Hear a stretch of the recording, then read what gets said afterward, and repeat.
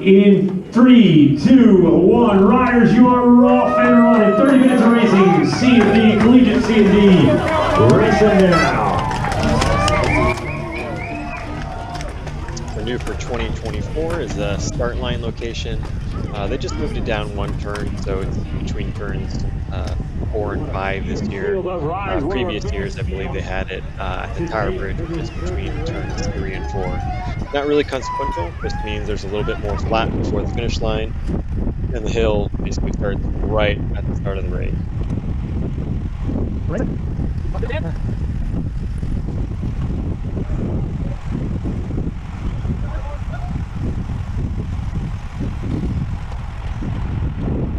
So we're just coming out of turn 6 here, which is the end of the first half of the climb. The first half is a little bit more mild, probably just 5% or so. And then coming out of turn 6, there's a false flat, about 15 seconds or so, where you can recover. And then the second half of the climb starts in earnest, probably about 12% of it.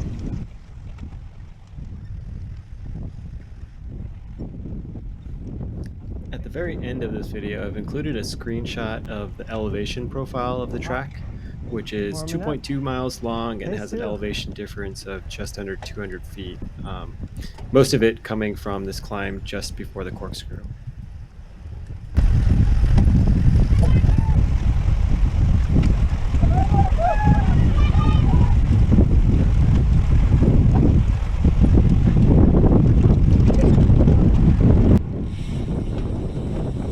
As soon as you crest the top of the hill here, this is the corkscrew. It's a quick left and then a right, turns 8 and 8A.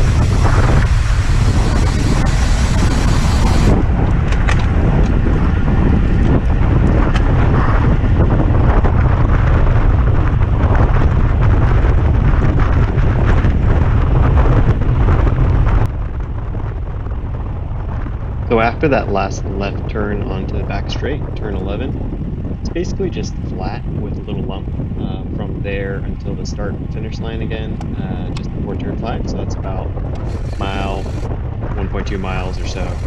So on each lap, I'm going to do my best to try to find wheels to sit on here. I'm not just eating the wind by myself, unless I happen to be trying to bridge between.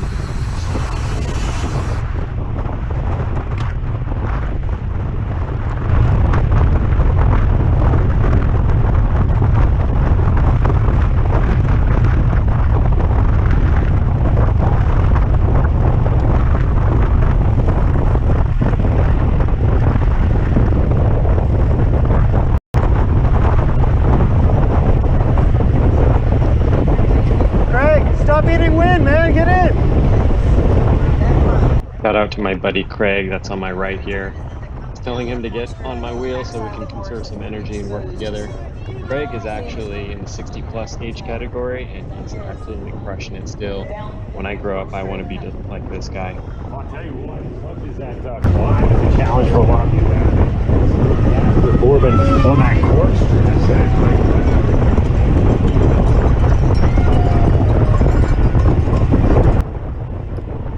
A bunch of fast forwarding going on. That's mainly to condense an otherwise rather long 32-minute full race video into a more manageable 20 minutes, with most of the boring parts compressed down while leaving the context in. You're doing great, man. You're pulling the train along. Thank you.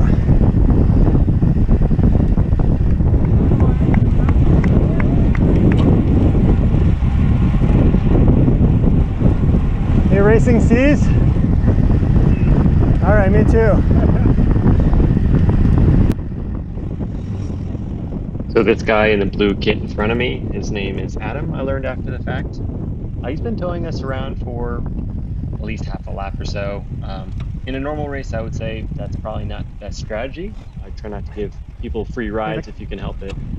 But hey, we're at Sea Otter. Everyone's just out here having a good time. So when I catch up to him on the climb, I'm trying to spread some good vibes and encourage him for doing a great job pulling the train along.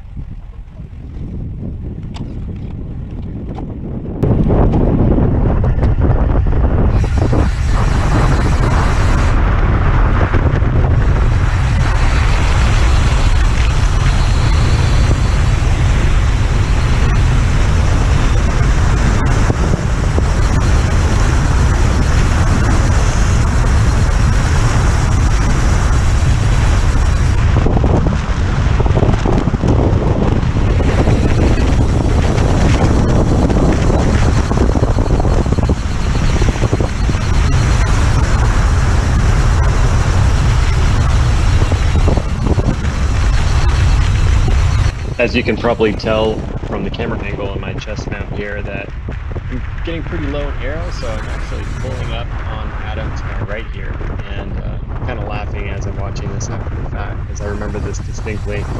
I'm freewheeling and he's sitting up kind of pedaling, and he's looking at me and I'm looking at him, and I think he finally realizes that he's just giving me a free tow, but I don't really want to do the work, so I'm going to just freewheel a little bit longer and tuck back in behind him.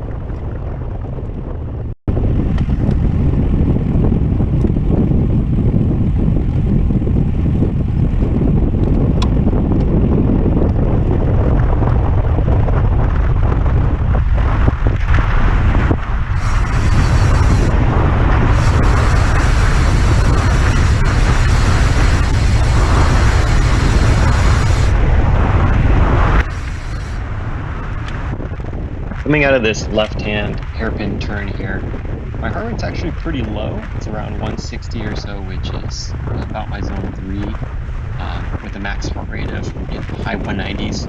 I glance behind me and notice I've got a few bike legs, so feeling fresh, decided to turn up the heat for a little bit, put in an effort here, and attempt to create some separation and bridge up to the next group.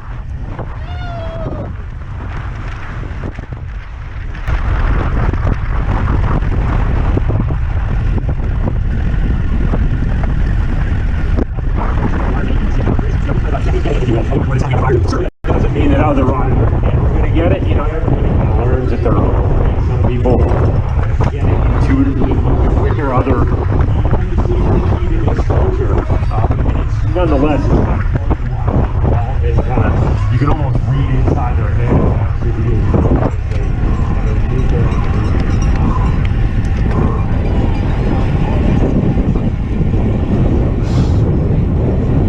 Hard to see from the video, but there's a woman in black kit off to the right there. That's Marsha taking pictures and videos of me and Craig. She already had her race in the morning. That was also her very first race, and she did great. So I'm hoping to see her show up to more races and keep on crushing it.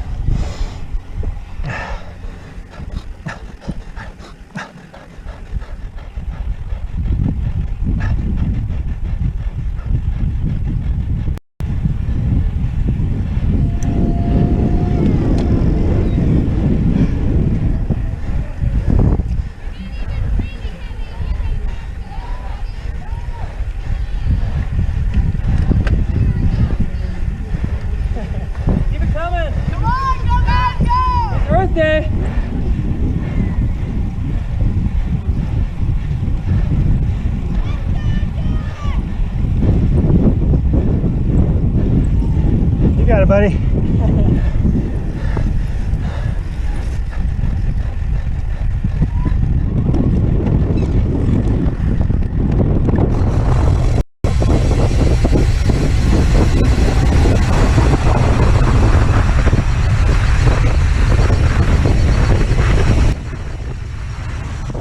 These downhill turns, turns 9 and 10, are by far the best of racing a bike on Laguna Seca. So I'm really enjoying this, but in the back of my mind, I'm also looking ahead and a little discouraged that all I see is daylight. What I'm really hoping to find is a bigger rider who's in a low aero position that I can hop on the wheel. And I don't see one, but eventually one comes up from behind on the right-hand side. So as best as possible, I try to close down that gap and get on his wheel.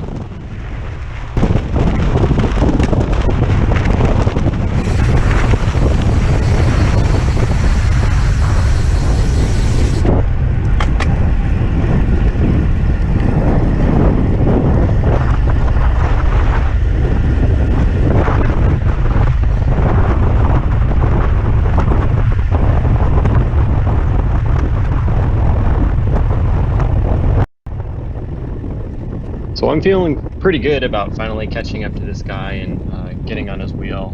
Later learned that his name is Rob. And then this guy comes flying past us on the left.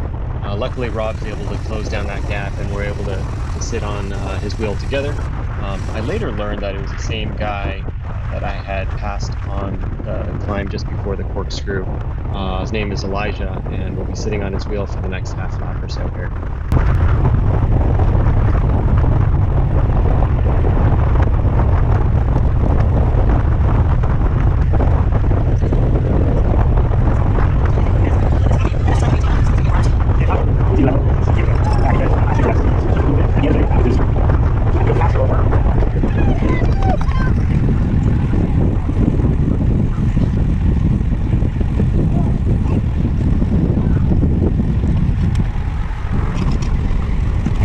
You're taking some great lines through those corners downhill, man.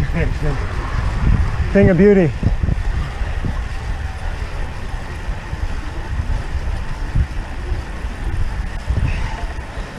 You guys racing Seas? Let's go top 5, King. Yeah. Cat D today, right? Let's go. Got watts for days, man. Jesus, you're pulling a whole train. Here I can.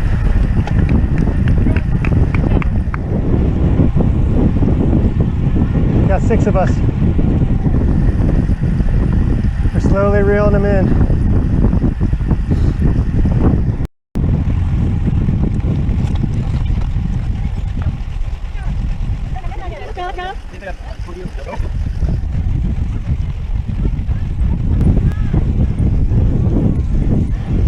Smoke the train, buddy. Die on the climb. So I am pretty tired here, as you can tell from my heart rate, but I definitely didn't put in a full effort here. My hope was basically to kind of stay close to where Elijah was, so at the top of the climb, I'd be able to lash back on his wheel because I saw what he did to the descent and the flats on the last lap, and hoping to hop back on his wheel at the bottom of the hill.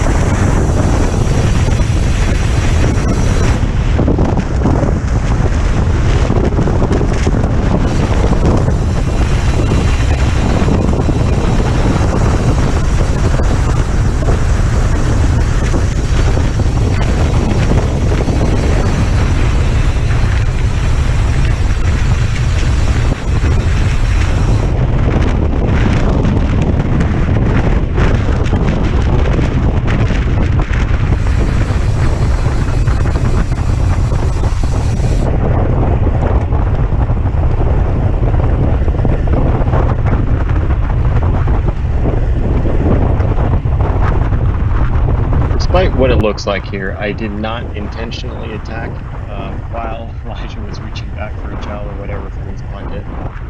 I just saw that the pace was kind of dropping off and I was feeling fresh. So as I pass him, I tap my butt and tell him basically to hop on, and I bridge us up to the next group.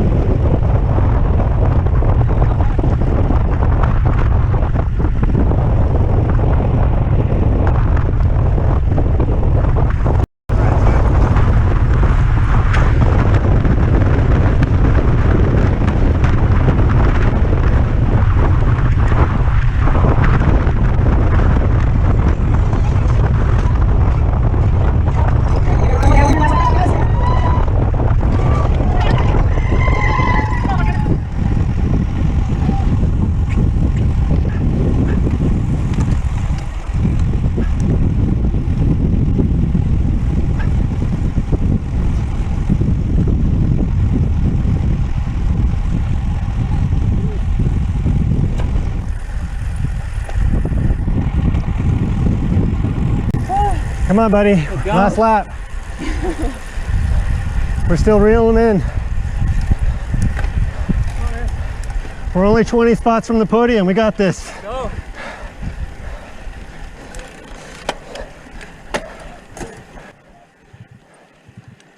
Now, if this was a group ride, it would have been a total dick move to get a free ride all the way to the base of the climb and then attack. But hey, this is technically a race, so I was treating it as such.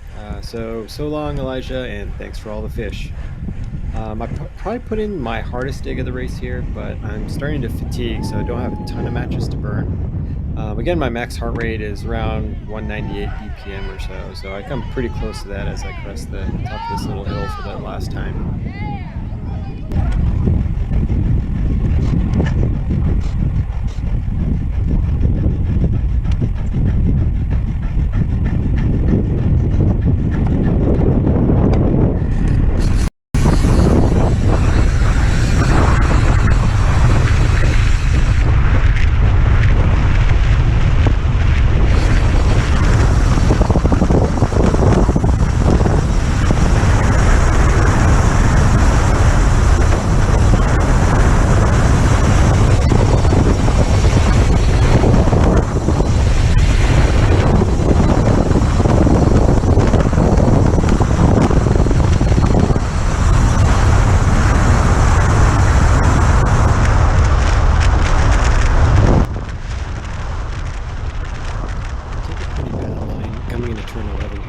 I want to say that I'm being courteous and leaving that rider know plenty of time to see me and react, but really I think I just have some room for improvement in my line choice.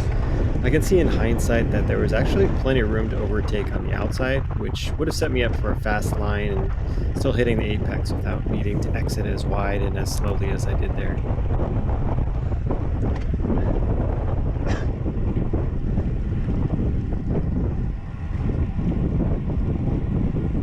Dig the Silka socks.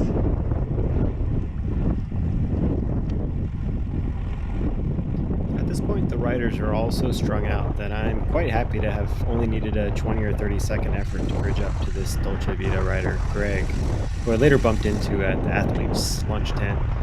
He was putting in a decent tempo effort here, so I was pretty happy to just sit in for as long as he'd allow me to.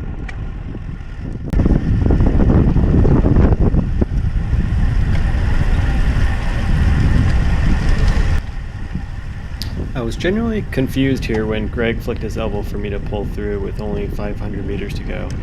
When I bumped into him later, I learned that he actually had the lap count mixed up and thought we had another lap to go, which makes a lot more sense now.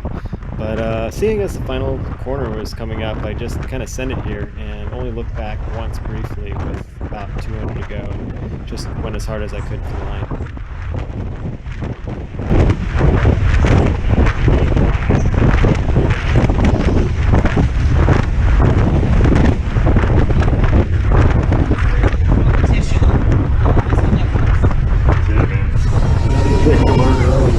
Your competitor's head, stare down to get that job done. And that's the race. Greg and I had a great day down at Sea Otter this year and learned a thing or two at our first race. If you're considering this one in the future, I actually highly recommend it. Thanks for watching.